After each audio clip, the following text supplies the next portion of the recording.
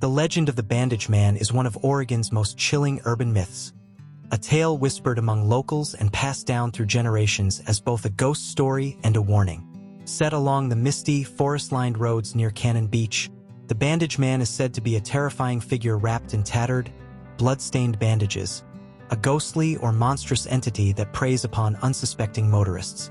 His presence is strongest along a desolate stretch of road near Highway 101, where he has been spotted lurking in the shadows, his decayed scent filling the air before he vanishes without a trace.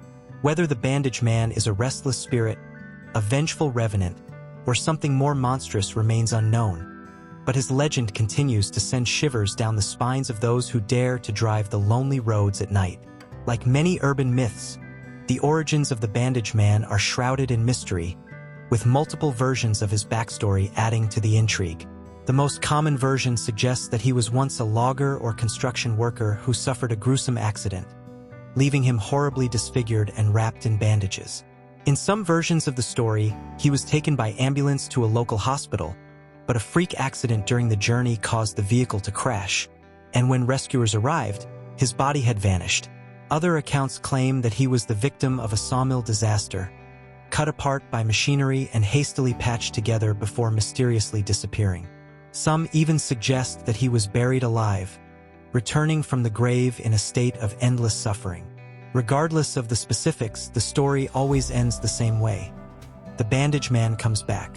Whether seeking revenge, desperate for companionship, or simply lost in an eternal state of rage and pain, he now roams the roads near Cannon Beach, waiting for his next victim. The most infamous accounts of the Bandage Man's appearances involve young couples parking along the cliffs at night, hoping for a moment of privacy. According to these stories, the Bandage Man strikes when they least expect it, appearing out of nowhere and violently assaulting their vehicles. Some witnesses describe hearing heavy thuds on the roof of their car before seeing a horrifying, bandaged figure pressing against the windows, his eyes empty, his presence reeking of death. Others claim he has ripped open doors, clawed at the hood, or even managed to climb into the back seat without warning. One of the most well-known encounters describes a couple who, after an evening parked on the cliffs, were suddenly overcome by a terrible stench. Before they could react, their car shook violently as something heavy landed on the trunk. The driver, panicking, started the engine and sped off, only to see the Bandage Man still clinging to the vehicle, his ragged bandages fluttering in the wind. Just as they reached the safety of town, he vanished, leaving behind only deep scratch marks and the lingering sense that he could return at any moment.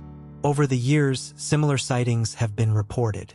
Some truckers claim to have seen a bandaged man walking along the highway, only for him to disappear when they approach. Others tell of hikers and campers encountering an eerie figure in the woods, watching from a distance before vanishing into the fog. Despite the variations, all reports share one unsettling detail. The Bandage Man does not simply appear, he attacks. As with many urban legends, skeptics and folklorists have attempted to explain the origins of the Bandage Man. Some believe his story is rooted in real events, possibly inspired by the logging accidents that were common in Oregon's past.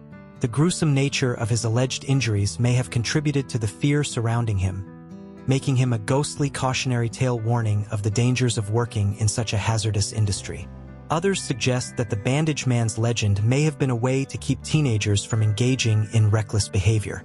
Many urban myths, like the infamous Hookman legend, serve as cautionary tales meant to discourage young people from parking in secluded areas. It's possible that the Bandage Man was born from similar concerns, his terrifying presence a fabrication designed to keep people from wandering into dangerous or remote places at night. Despite attempts to rationalize the legend, the Bandage Man remains an unsettling presence in Oregon's folklore.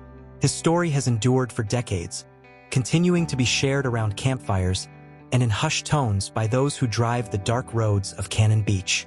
Whether a ghostly avenger, a lingering spirit, or simply a product of collective fear, he serves as a reminder that the scariest things are often the ones just beyond our understanding. And for those who find themselves alone on an empty road, the question remains, what if the Bandage Man is still out there, waiting,